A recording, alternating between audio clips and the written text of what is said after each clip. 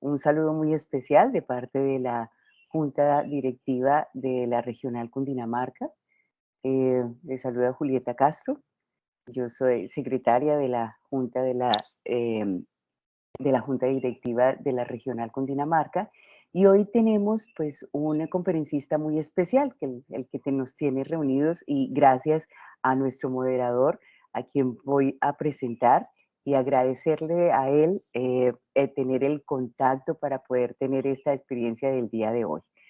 El doctor Juan Carlos Beltrán, que es pediatra de la Universidad del Rosario y quien además trabaja en las unidades neonatales de la Clínica Colsanitas y de la Clínica Country.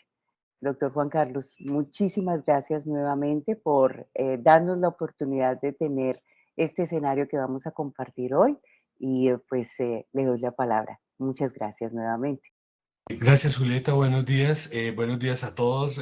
Nuevamente agradeciendo a ASCON por apoyar esta iniciativa. Y pues dado que la jornada es un poco extensa, iniciamos. El tema que proponemos hoy es el de ecografía intestinal, a cargo de nuestro invitado, el doctor Yasser El Sayed, pediatra neonatólogo y director del programa de hemodinamia y ecocardiografía neonatal en la Universidad de Manitoba en Canadá. ¿Por qué hablar de este tema? La literatura ha aumentado desde 1984. Entre varios autores, el doctor J.P. Goldsmith, que todos conocemos en la Universidad de Tulane con sus contribuciones. Entonces, comentábamos, el tema no es nuevo, desde 1984 varios autores, dentro de ellos el doctor J.P. Goldsmith en la Universidad de Tulane, todos lo conocemos por sus contribuciones en reanimación neonatal, en ventilación mecánica, reportó una serie de casos en los cuales la ecografía se convertía en una herramienta importante en el diagnóstico de enterocolitis, básicamente con la detección del gas en porta. Hallazgo que muchas veces, hasta en el 50% de su serie de casos, estaba presente sin que la radiografía estuviese alterada en pacientes en los que se sospechaba enterocolitis. El procedimiento lo hizo en 230 recién nacidos en los que no se sospechaba enterocolitis y en ninguno había gas en porta. Estamos ya en el 2021, hay muchos artículos que mencionan si deberíamos estar utilizando la ecografía abdominal como primera prueba de elección para el diagnóstico de enterocolitis necrotizante. Mencionamos este artículo en el que participa el doctor Rodríguez Fanjul, lo conocimos, tuvimos la oportunidad, nos acompañó a comienzos de año para hablarnos de ecografía funcional pulmonar, en donde pues también básicamente reporta los mismos hallazgos. Y nosotros queremos compartir en nuestro servicio, en la unidad pediátrica, en la clínica pediátrica del servicio de neonatología de la clínica Colsanitas, un paciente en el que con la sospecha de enterocolitis, una radiografía prácticamente normal, se hace la ecografía, y pues es sobre área hepática, hasta la porta, y vemos el burbujeo, como lo describe una colega, el signo de la Bretaña, haciendo referencia a ese burbujeo que constituye el diagnóstico de gas en porta. El paciente se le hizo el manejo intensivo y evolucionó de manera favorable. Atendiendo pues las recomendaciones del grupo multidisciplinario internacional sobre ecografía al lado del paciente en neonatología, recordamos entonces que la ecografía abdominal en el punto 7 está considerado, se puede utilizar para el diagnóstico y seguimiento de enterocolitis con un nivel de entrenamiento moderado. Para el día de hoy, entonces, nuestro invitado procedente de Winnipeg, en Manitoba, Canadá, me resulta muy especial porque allí tuve la oportunidad de estar 6 meses en la unidad neonatal. En la época en la que estuve, el doctor Rigato con la bata blanca, el doctor Fajardo, todos conocemos al doctor Rigato, sus contribuciones en la fisiología y control de respiración del recién nacido, sobre todo del prematuro, con uno de los primeros laboratorios de fisiología pulmonar neonatal, señalado por la flecha amarilla, el doctor Fajardo, muy interesado en los temas de mejoramiento de la calidad. Al lado de la flecha verde, el doctor Bill Bowman, con sus contribuciones en el tema de inmunización RH. Con la línea gris, el doctor Rubén Álvaro, alta frecuencia, ventilación mecánica convencional. Y con el asterisco, la jefe del servicio en ese momento, la doctora Molly Sechia, quien se propuso un mejoramiento académico, desarrolló un programa de mejoramiento académico. Dentro de ese mejoramiento académico, nuestro invitado de hoy, el doctor Yasser El Sayed, pediatra en la Universidad de Al-Azhar en el Cairo, en Egipto, neonatólogo allí en la Universidad de Manitoba, en Winnipeg, y fellow del programa de ecografía funcional del Hospital de Sick Kids de Toronto.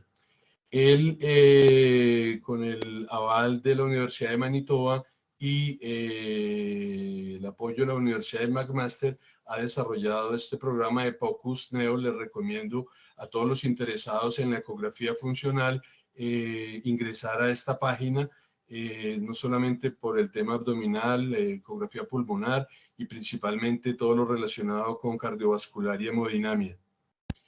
A continuación, la charla va a ser doblada y al final el doctor nos acompañará para la sesión de preguntas.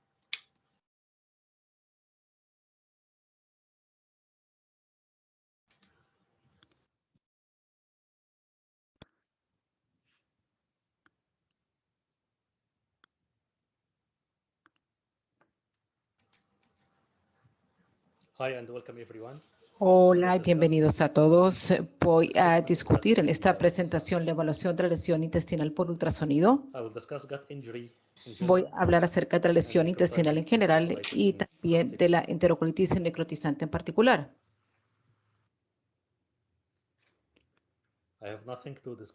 No tengo ningún conflicto de interés que declarar para esta presentación. Y tengo tres objetivos principales. Primero, voy a hablar acerca de los disparadores y la patogénesis de la lesión intestinal. Es muy importante comprender lo que son los marcadores de ultrasonido intestinal basado en el entendimiento de lo que es la patogénesis de la lesión intestinal. Después voy a hablar acerca del ultrasonido intestinal en detalle. Y también voy a hablar acerca del impacto de integrar el ultrasonido y de otros marcadores químicos y bioquímicos y el impacto de este abordaje integrado en lo que son los desenlaces clínicos.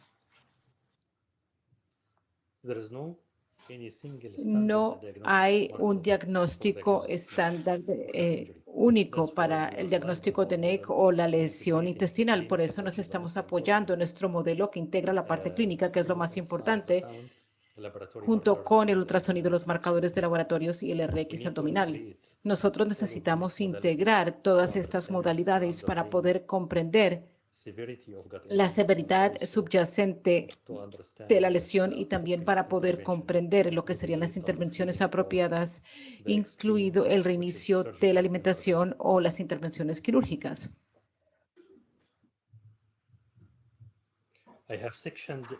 Tengo tres secciones en esta presentación de acuerdo a los tres objetivos.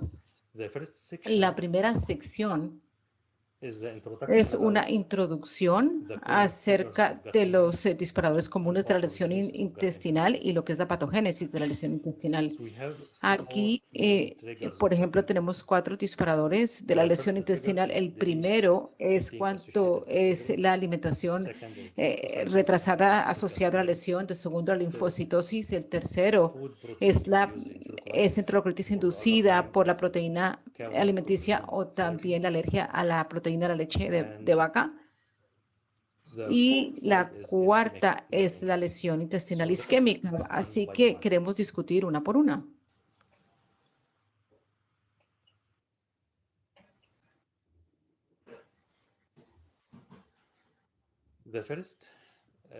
La primera es la alimentación retrasada asociada a la lesión. Esta alimentación retrasada que afecta a los bebés prenatales o con bajo peso al nacer. Y esta ingesta puede ser agravada si está asociado con el uso perinatal de los antibióticos. Esto es algo que puede inducir a la atrofia mucosal, puede generar cambios en el fenotipo de la flora como un mecanismo. Y bueno, y esta afectación mucosal por la flora puede tomar varias semanas. Por tanto, estamos esperando que eso suceda unas cuantas semanas después de los bebés prematuros, como se puede decir aproximadamente a las 30 a 32 semanas. Y este tipo de lesión activada por algo no isquémico, por ejemplo, el uso perinatal de los antibióticos no es algo isquémico, pero de manera subsecuente, la lesión intestinal puede ser secundaria a una reducción en el flujo sanguíneo o una reducción en una isquemia por falta de sangre o de oxígeno, lo cual genera una necrosis intestinal y perforación. Esto es el primer tipo.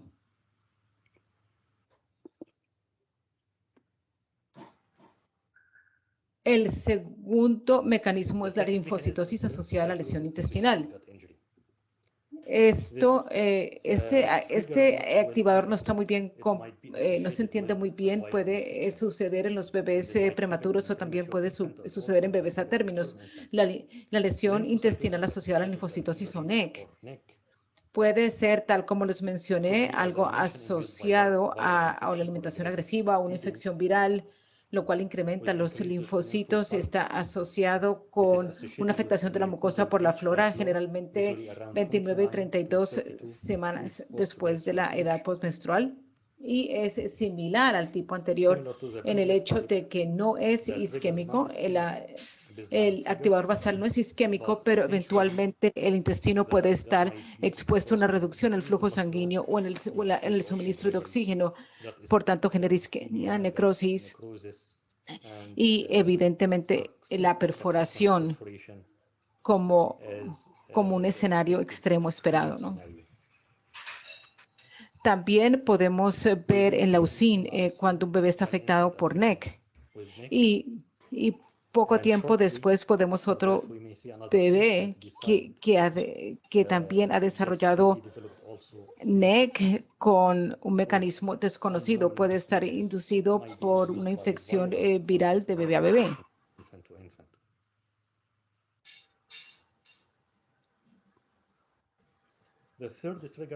El tercer disparador es la enterocolitis asociada por la proteína o también conocida como la alergia asociada a la leche de vaca. La leche de vaca puede estar asociado a la fórmula basada en la proteína de la leche de vaca o también los fortificadores, ¿no?, que se añaden.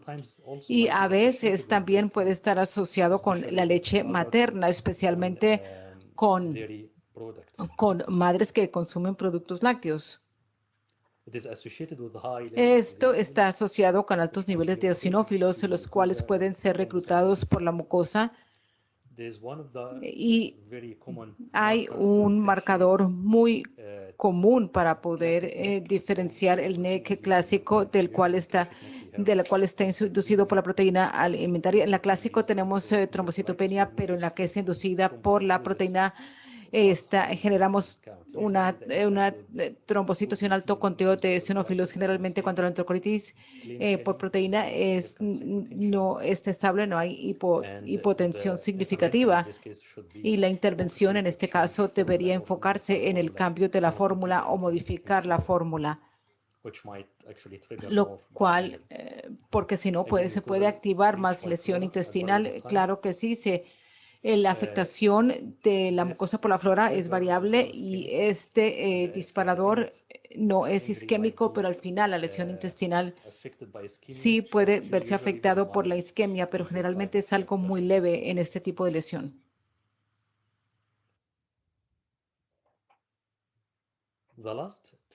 El último disparador es isquémico, es una isquemia directa que puede ser una isquemia aguda o una isquemia crónica. Puede ser secundario, una cardiopatía o cuando se reduce el flujo sanguíneo a nivel de la aorta y por tanto es una isquemia hipóxica y está asociado también con un inicio de alimentación por fórmula agresiva, lo cual puede generar una lesión intestinal y puede estar también asociado por una afectación de la mucosa por la flora y se da 5 o 7 días después de la lesión. Este tipo de lesión sucede poco tiempo después de que se da el activador de la isquemia, especialmente en la isquemia de tipo agudo. Esto es la única lesión donde el disparador es isquémico como línea basal y también el estado de la enfermedad o el tipo también es isquémico.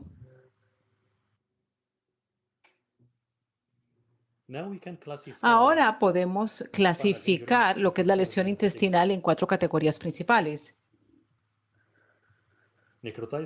Tenemos la enterocolitis necrotizante, la típica en bebés con bajo peso al nacer o en bebés prematuros.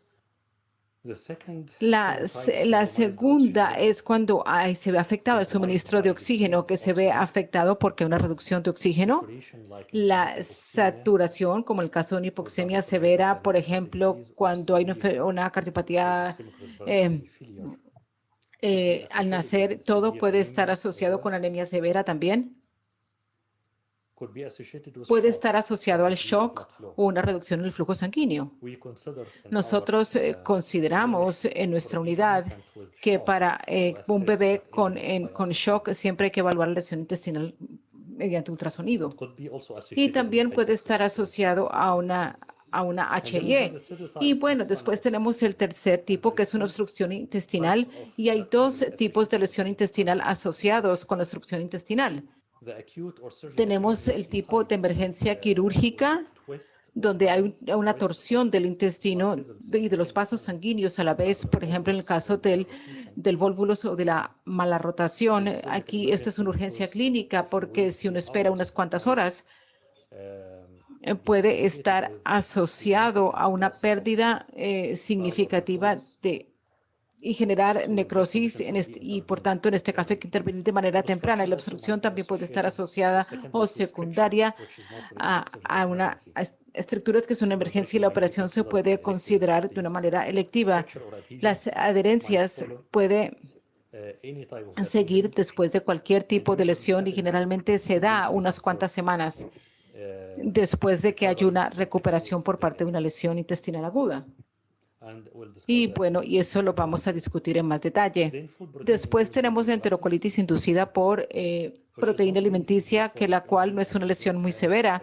Y nuevamente no tenemos que considerar los antibióticos. En este caso simplemente hay que modificar la fórmula para que sea una fórmula elemental o hipoalérgica. Ahora también necesitamos comprender lo que es el vínculo entre la patogénesis de la lesión intestinal y los marcadores de ultrasonido. Y por ese motivo tenemos 3 etapas. La primera es que tenemos una lesión intestinal leve, que es una lesión temprana. Después tenemos una lesión severa. Y después tenemos la patogénesis de la adolescencia, que se da más adelante. Así que discutamos una por una. Después vamos a hablar de la patogénesis de la etapa temprana, que es una lesión leve, y para cada etapa vamos a describir 3 cambios principales. Los cambios están asociados al músculo liso. También hay cambio en las secreciones o cambios en la secreción, y después también tenemos cambios vasoactivos. la parte muscular es la parte más sensible a la isquemia. A medida que discutimos, tenemos 5 capas de pared intestinal y la más sensible es la musculosa, porque la musculosa recibe una gran cantidad de flujo sanguíneo, que es una capa muy vascular. Por eso es que esta capa es muy sensible a cualquier tipo de isquemia. Y después, cuando la lesión intestinal es leve, el músculo, el espasmo se puede dar con un mayor engrosamiento de la pared. Así que cuando hacemos el ultrasonido en casos tempranos o leves, vemos que hay una peristalsis lenta o también un engrosamiento de la pared. En este caso, si hay un engrosamiento o la peristalsis más lenta, es el primer caso. Y después, otro cambio que se sugiere que pasa es cuando se incrementan las secreciones intestinales y podemos ver que están por fuera de la cavidad y vemos cada vez que hay más ascitis, lo cual puede ser complejo. Una ascitis significativa en los casos leves se incrementa a nivel intraluminal y esta secreción debe ser inducida a través de marcadores múltiples o mediadores, y los más importantes, el tipo intestinal. Aquí lo importante es que estas secreciones es muy importante poder diluir las toxinas y poder diluir los otros transmisores que pueden afectar o generar más lesión intestinal. Y después tenemos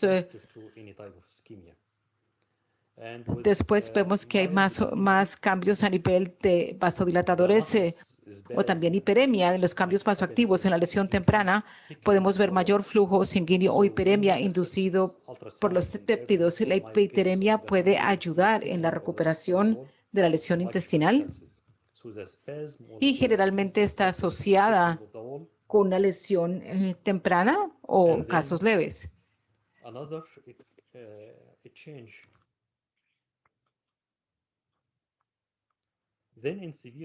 Después, en casos severos, podemos ver las mismas 3 categorías de cambios, pero con diferentes tipos de cambios comparados con cambios leves. Con relación a este músculo liso, podemos ver que hay mucha más relajación. La relajación puede estar asociada con el adelgazamiento. Así que podemos ver que en el ultrasonido externo que hay un adelgazamiento del intestino, que es una señal buena y mala, que puede estar asociado con una necrosis. Y bueno, en el caso de una peristalsis débil o lenta, podemos ver la ausencia de la peristalsis que pasa en etapas tardías. Las secreciones se incrementan y no solamente van a ser intraluminal, pero también tiene que ser en la cavidad peritoneal. Y este tipo de incremento significativo en las secreciones puede estar inducidos por la bradichinina y también por la TNF-alfa, las interleuquinas, y puede generar fluidos peritoneales complejos. Y podemos ver que estos fluidos peritoneales complejos pueden generar adhesiones y también puede generar puede generar estenosis, ¿no?, después de la recuperación de la etapa aguda. Bueno, los cambios vasoactivos en la etapa temprana ya hablamos acerca de la hiperemia, pero en las etapas tardías del NEC también vamos a ver que hay un efecto vasoconstrictor para una isquemia que es secundario a la endotelina 1, que es un vasoconstrictor muy fuerte, es un mediador muy fuerte. Y es muy fácil el poder verlo a través de ultrasonido y poder diferenciar lo que es una lesión intestinal leve, porque hay más hiperemia y más engrosamiento, a lo que es una lesión severa tardía, donde hay un adelgazamiento de la pared, menos peristalsis y también hay hiperemia.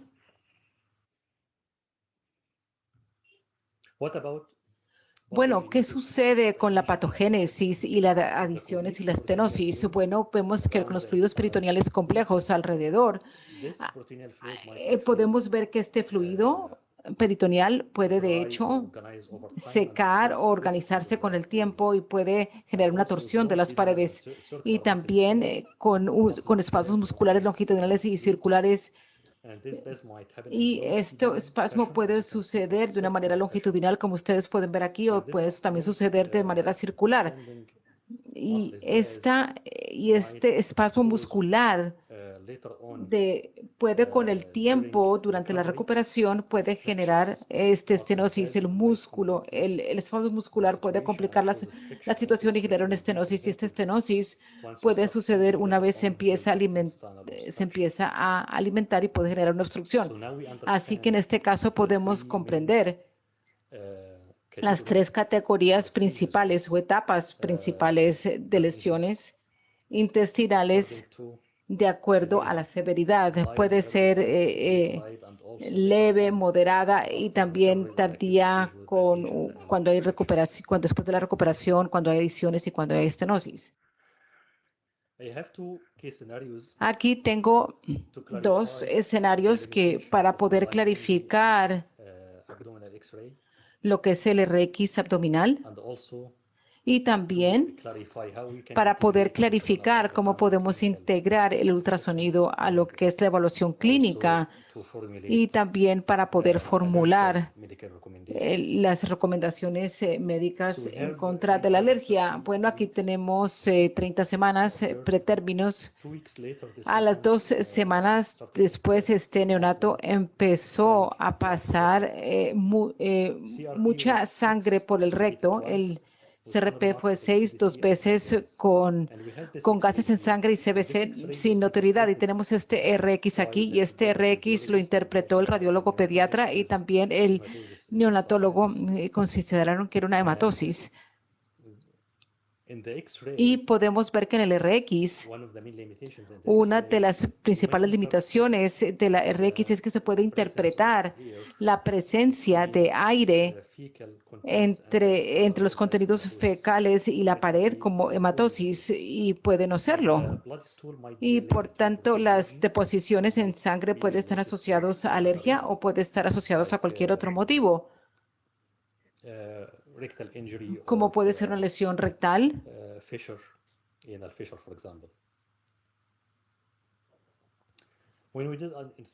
Cuando nosotros hicimos el ultrasonido 6 horas después del RX, vimos que el ultrasonido, de hecho, se estaba enfocando en este cuadrante, ¿no? Aquí se puede ver una muy buena perfusión, se puede ver la peristalsis externa normal, el movimiento, no hay ninguna hematosis que se pueda ver. Bueno, era un ultrasonido bastante bueno, y nosotros consideramos que podíamos iniciar la alimentación después de eso, y la alimentación se toleró sin ningún problema.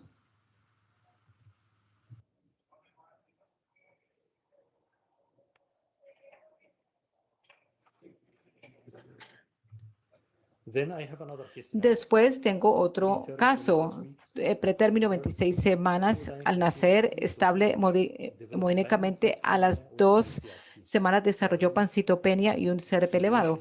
El CRP estaba de 196 y subiendo, pero no había acidosis láctica en los gases en sangre, y el RX, aunque los RX son normales,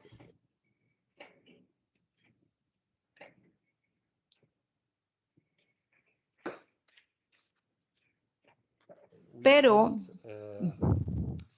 no podemos ver ningún marcador específico para NEC. No hay gases, no hay perforación. Y después el ultrasonido mostraba una lesión intestinal severa. Vemos que un intestino ecogénico, podemos ver que la isquemia por el Doppler de color. Por tanto, los marcadores que son consistentes con un NEC severo, una lesión severa. Más adelante, este neonato requirió una operación. y desafortunadamente hubo que remover una gran parte del intestino debido a que hubo una necrosis del intestino delgado en este caso.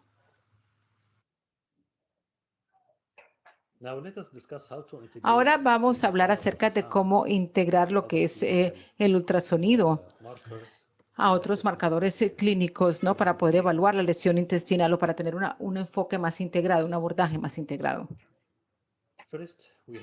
Primero, tenemos que enfatizar que el RX abdominal en comparación con el ultrasonido es muy limitado. Y tenemos mucha literatura donde se discute como lo poco que acuerdan las diferentes disciplinas, incluidos neonatólogos, radiólogos a diferentes niveles, ¿no? Incluidos residentes, fellows. La verdad es que había muy poco acuerdo entre ellos con relación a la evaluación de diferentes marcadores de RX y de análisis de gases venosos, incluso la perforación y el diagnóstico de la enterocolitis necrotizante. Y bueno, nosotros hemos visto en nuestra experiencia tantos RX. Aquí podemos ver que aquí tenemos diagnósticos y el ultrasonido lo confirmó que estaba normal o que no había lesión y consideramos iniciar la alimentación.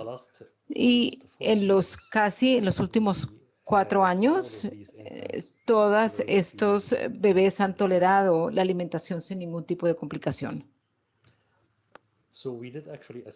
De hecho, hicimos una evaluación o un análisis de datos para los casos en nuestra unidad y nosotros podemos ver que el ultrasonido fue normal en casi el 44% de los RX que fueron reportados como NEC, es decir, casi de la mitad de los casos que los RX indicaron que era un NEC.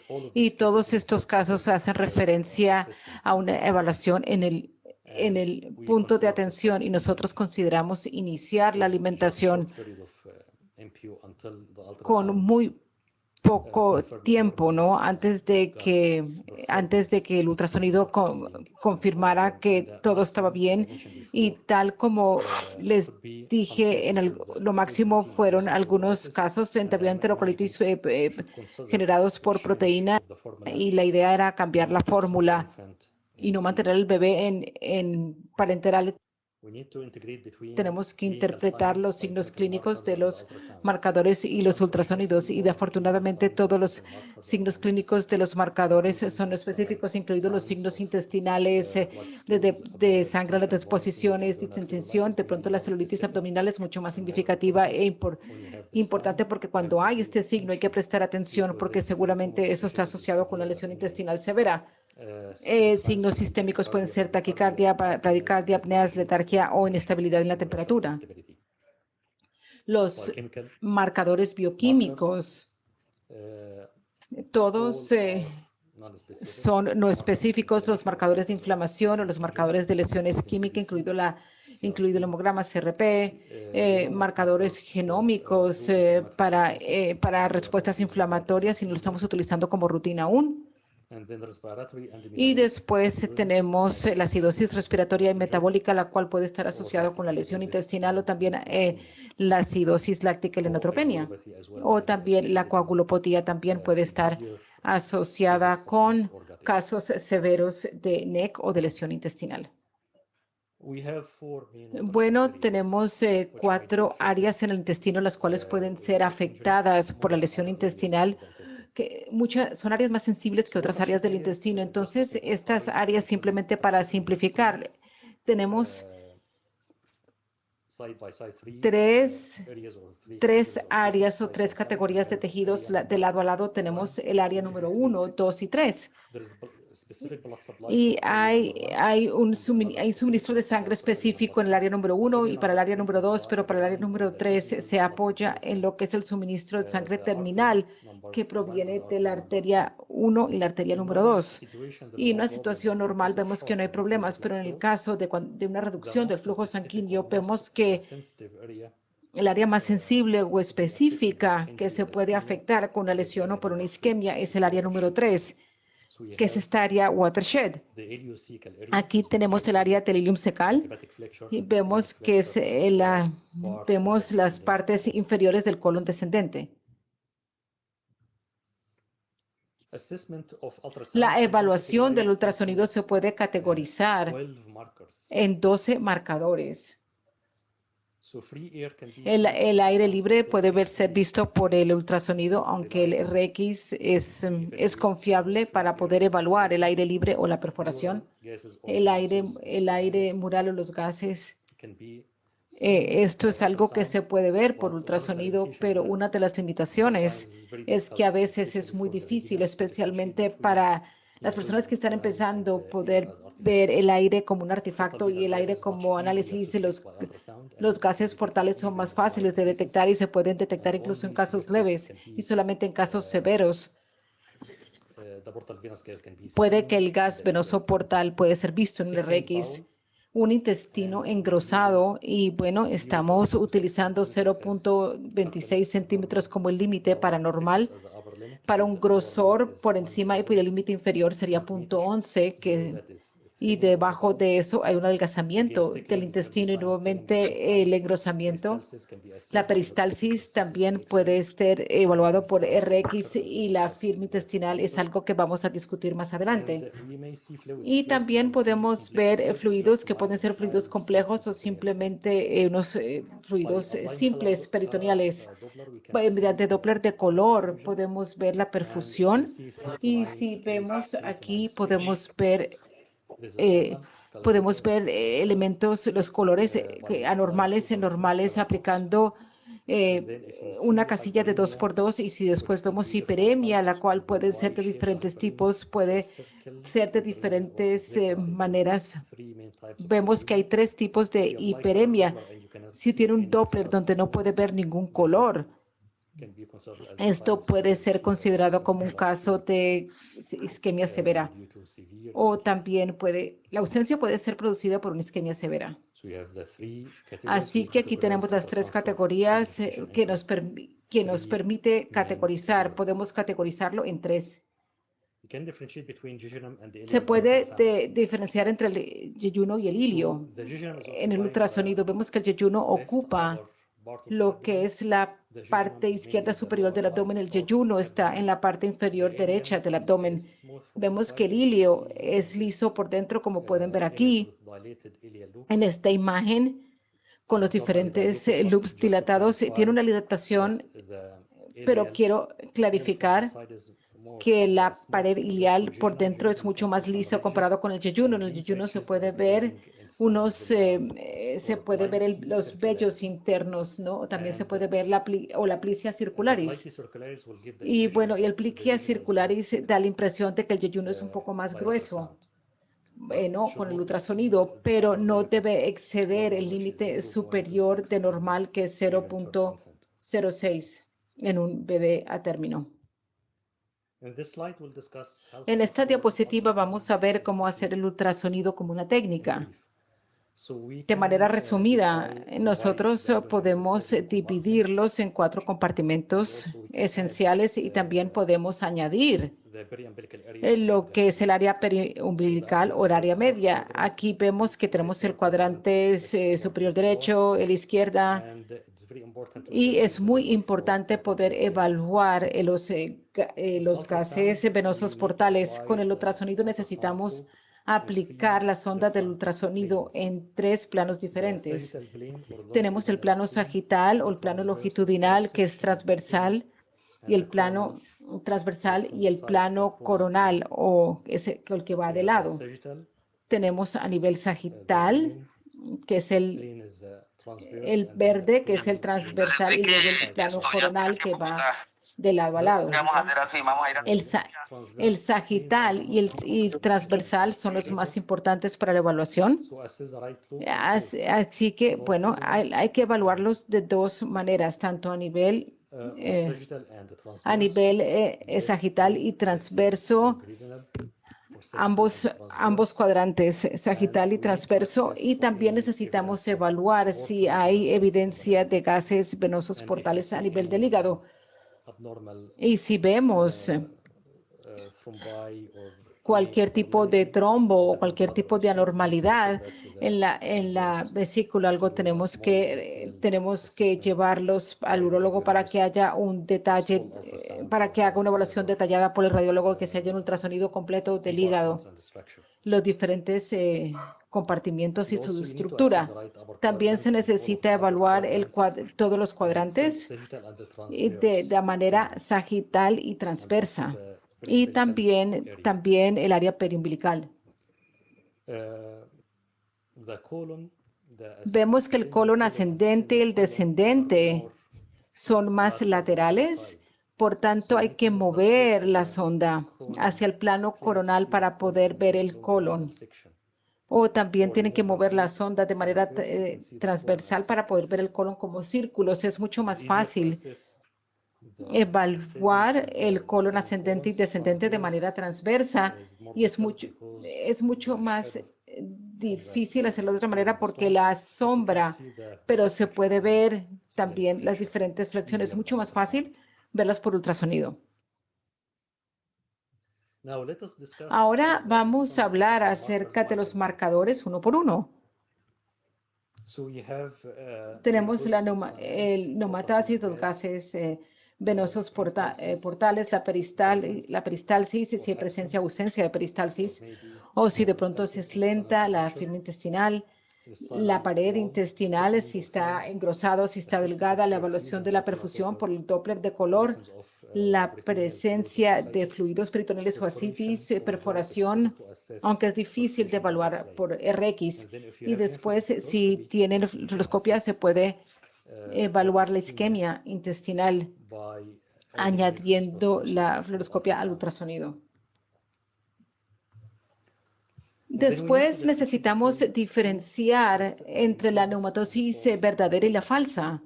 Como ustedes pueden ver aquí, tenemos neumatosis, vemos que tenemos, en la verdadera tenemos burbujas ecogénicas pequeñas que alrededor del lumen o dentro de la pared intestinal, y también vemos múltiples loops. Y también podemos ver este loop, podemos ver la neumatosis verdadera.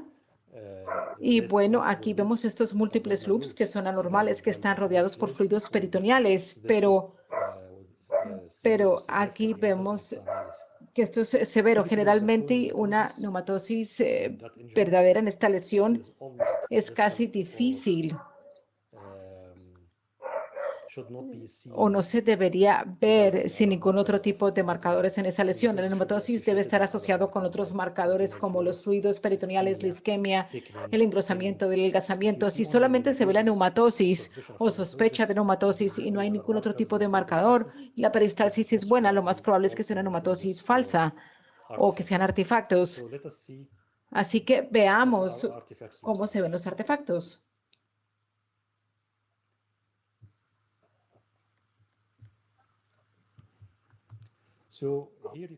Aquí podemos ver una muy buena peristalsis.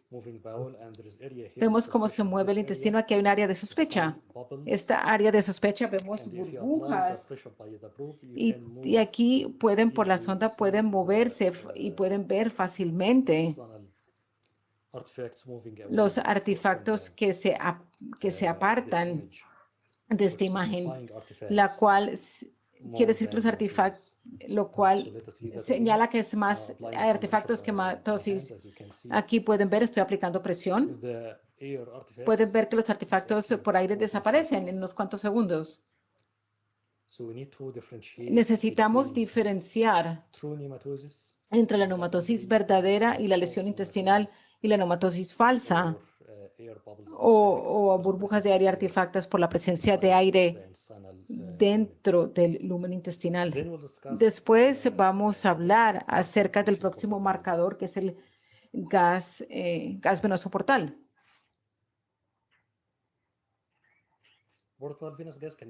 Este gas venoso portal puede ser grandísimo.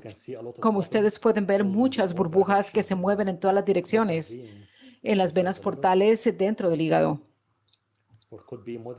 O puede ser moderado. Burbujas menos significativas que también se mueven a nivel del hígado en diferentes direcciones. O puede ser leve. Se pueden justificar burbujas pequeñas que se mueven a nivel del hígado.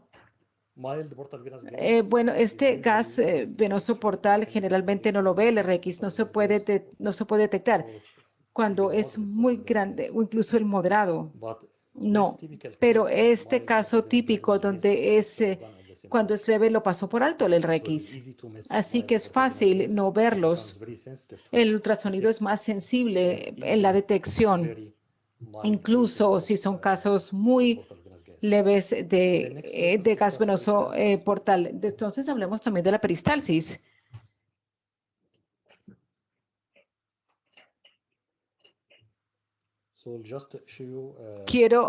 Aquí veo la peristalsis normal, se puede ver un intestino hipoecoico normal con buena peristalsis, la cual es diferente de aquí donde vemos que hay una ausencia de peristalsis. Simplemente se puede ver una pausa a nivel de la aorta, no hay movimiento efectivo del intestino y es muy ecogénico. Es una lesión intestinal muy severa.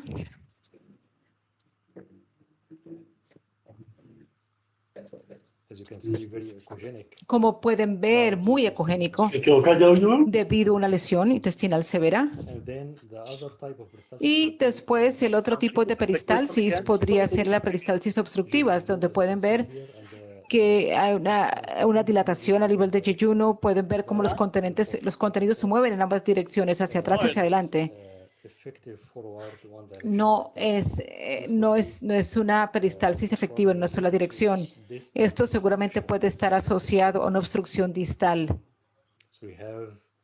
Aquí, en este momento, tenemos un buen entendimiento de cómo diferenciar entre una buena peristalsis, la ausencia de una peristalsis obstruida. Después vamos a ver lo que es la firma intestinal.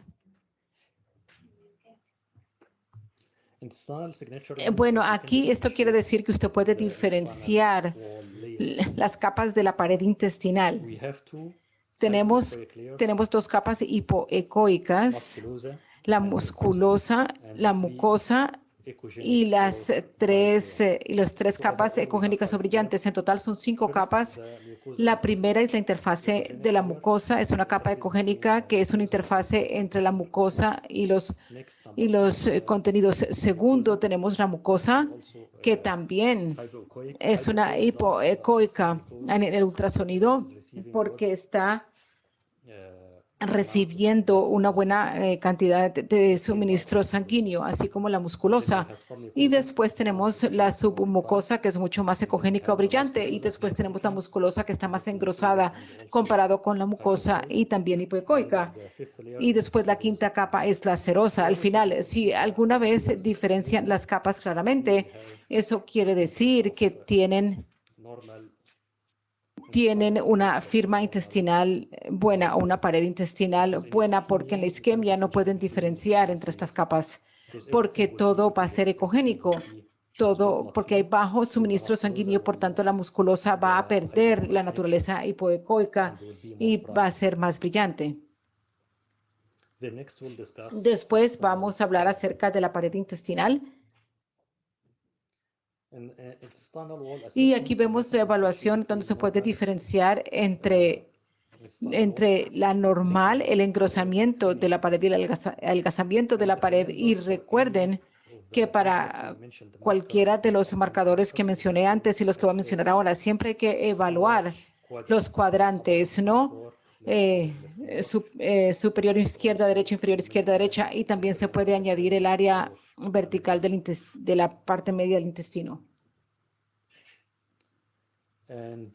Y bueno, aquí tenemos, aquí podemos ver Aquí podemos ver esta medición de 0.35 a nivel del yeyuno y que está comparado con esta pared delgada del colon, que solamente es de 0.09 centímetros o 0.9 milímetros. Es muy delgado, rodeado por el fluido peritoneal.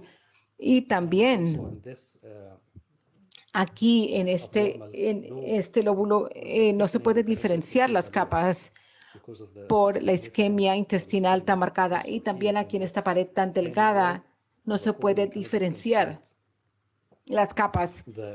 Simplemente es una única capa ecogénica. Tenemos por lo menos dos marcadores que se pueden evaluar en esta imagen. Vemos un engrosamiento y la pérdida de la firma intestinal. Aquí tenemos un adelgazamiento, la pérdida de la firma y también tenemos los fluidos peritoneales. Y también tenemos una dilatación a nivel intestinal. Hay que evaluar todos los marcadores que se mencionaron anteriormente en los 4 cuadrantes. Derecha superior, inferior, izquierda superior, inferior. Después vamos a hablar acerca de la perfusión por Doppler de color. La perfusión necesitamos diferenciar entre normal y hiperemia. Y la hiperemia, como pueden ver con la hiperemia y pueden ver como en la mitad tiene un intestino bastante ecogénico. Y aquí no podemos diferenciar ningún tipo de firma intestinal aquí. Y aquí también tenemos la isquemia. La isquemia va a ser lo opuesto. Podemos ver que no se puede detectar Doppler de color. No hay hiperemia, no hay colores. Este bebé tuvo una isquemia 30 minutos después de este ultrasonido. Y con esta isquemia tan significativa que está representada por la patología, como pueden ver, que porque no tiene color, que es como un color, como es un intestino como oscuro, gris por la isquemia, y tenemos diferentes niveles de isquemia. Aquí este intestino se ve normal comparado con aquí estaría como gris, ¿no? Y otros loops aquí que también tienen una isquemia gris o severa. También es el mismo bebé con este ultrasonido que se hizo poco tiempo después de pasar la cirugía. Y después vamos a hablar acerca de los ascitis o los fluidos peritoneales.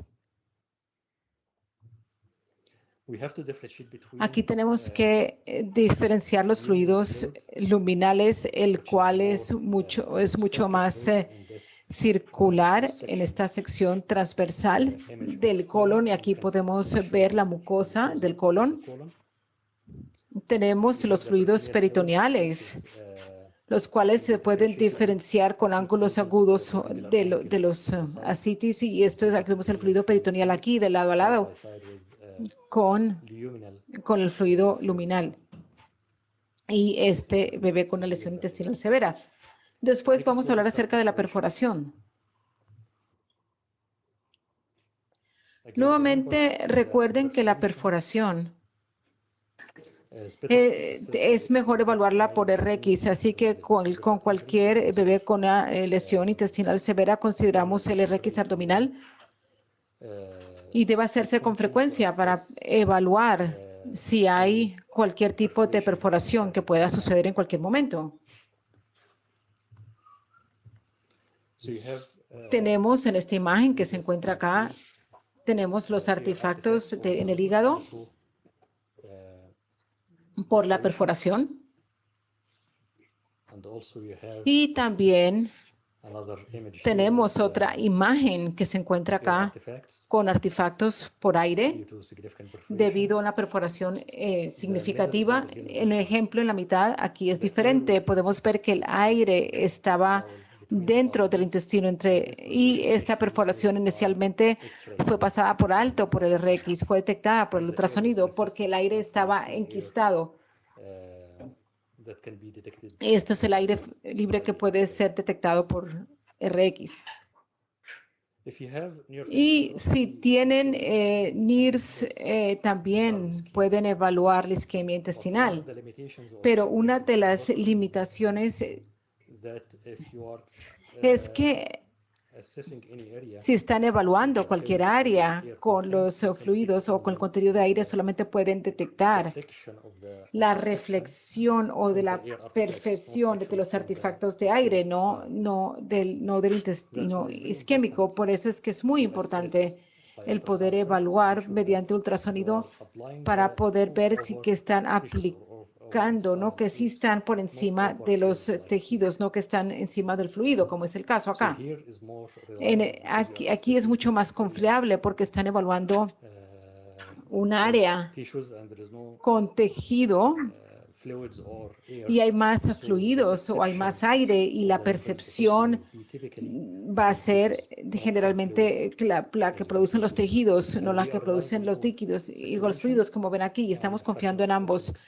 En lo que es la saturación, si la saturación está en un 50% en casos leves, menos del 50% en casos severos, esto se consideraría un marcador de una isquemia severa. Pero recuerden que una vez que tenemos a nivel intestinal hay necrosis, no se puede generar que no haya mayor extrusión de oxígeno y en ese caso tenemos la saturación mucho más alta de lo normal o incluso similar a lo que sería la saturación arterial de oxígeno. Con isquemia típica se puede ver una saturación con una mayor de FOE más de 0.3 o más del 30%. Y con necrosis o lesión severa, con intestino, podemos ver que la saturación estaría muy alta y muy bajo extracción de oxígeno.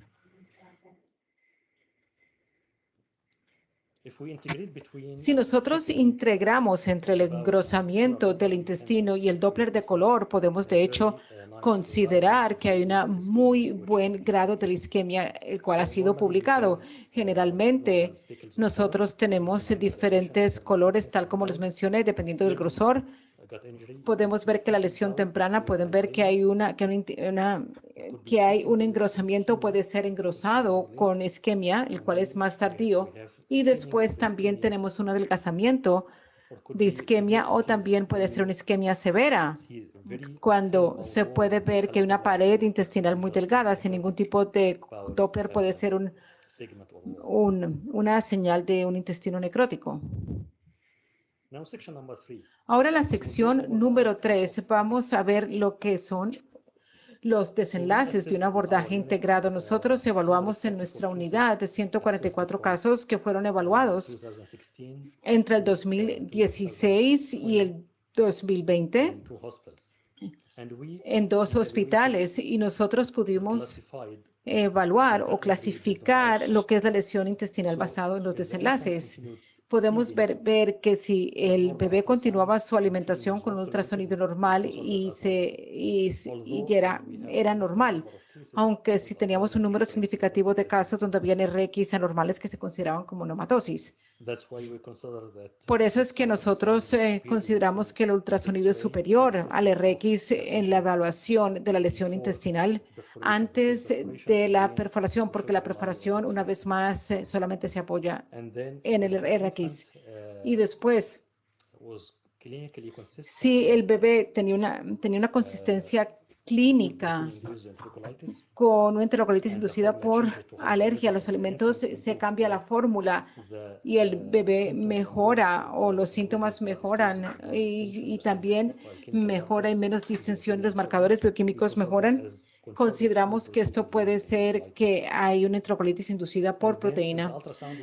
Y vemos que si el ultrasonido era consistente con una lesión intestinal temprano leve o NEC y el bebé toleraba la alimentación durante 5 o 7 días, consideraban esto con una lesión intestinal leve. Pero si el bebé requería cirugía más tarde debido a una estenosis o adhesiones, lo consideramos como una lesión intestinal moderada. Pero si el bebé requería una cirugía urgente debido a una isquemia severa o o una lesión severa con una resección de parte del intestino, nosotros consideraríamos eso como una lesión intestinal severa. Nosotros comparamos, comparamos los puntajes de severidad con los tipos de lesión intestinal y bueno, vimos que el puntaje fue significativamente elevado en casos severos con los casos moderados o leves y un puntaje de 0 en puntajes normales. Vemos que el puntaje de RX, que estaba basado en la neumatosis, el gas venoso portal o la perforación, no presentaba diferencias entre los casos leves, moderados o leves, solamente fue significativo el puntaje en casos severos de NEC.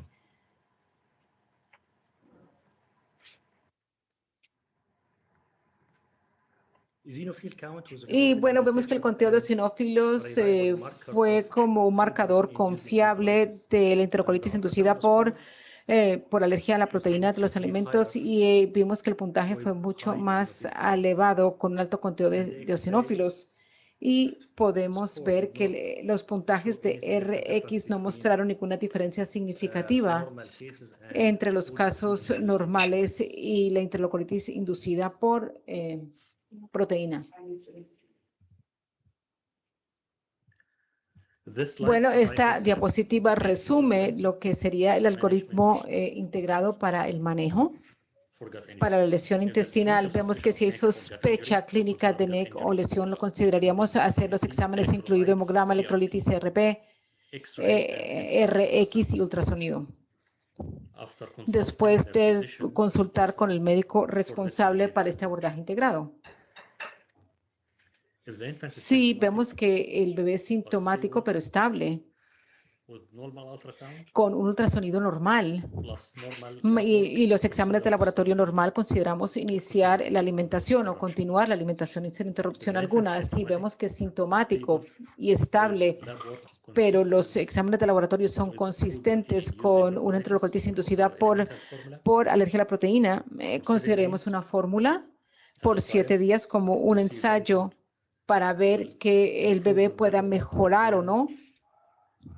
Y después le pediremos a la madre que deje de consumir lácteos si quiere considerar con la lactancia.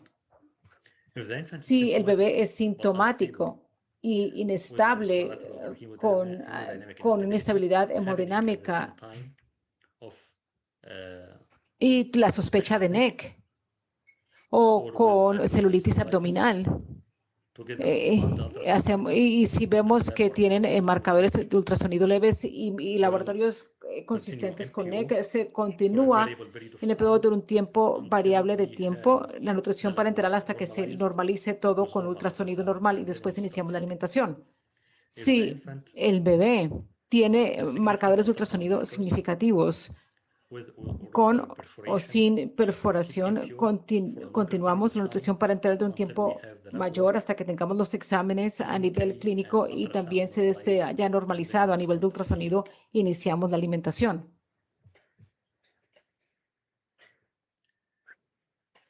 Antes de iniciar nuestro abordaje integrado, nosotros tuvimos más que del promedio nacional de casos de NEC aquí en el hospital y nosotros iniciamos nuestro programa en el 2016 y después de eso la tendencia ha sido a la baja y ahora está por debajo del promedio nacional. Lo mismo aplica para el centro donde estábamos por encima del promedio nacional y nuestro centro bajó y después de que iniciamos nuestro programa, aunque estábamos por encima, en este momento tenemos muy pocas tasas de NEC en Winnipeg.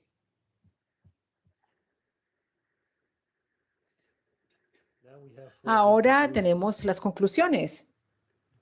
Bueno, primero que todo, la lesión intestinal es una enfermedad con múltiples disparadores y muchos mecanismos patofisiológicos que pueden ser variables, aunque el RX abdominal ayuda en la perforación es limitada en la evaluación de la lesión intestinal. El ultrasonido es superior al RX abdominal para identificar el valor pronóstico y las complicaciones.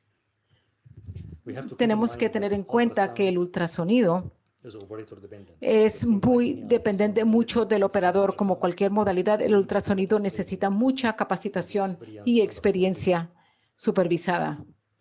Y en esta presentación, nosotros nos enfocamos más que todo en la evaluación por ultrasonido del NEC y de la lesión intestinal aguda, pero el ultrasonido también se puede utilizar en casos quirúrgicos, incluido la evaluación del válvulas de la malrotación, de las adherencias, las estenosis y también la asociación. Pero estos casos necesitan ser discutidos en una presentación diferente.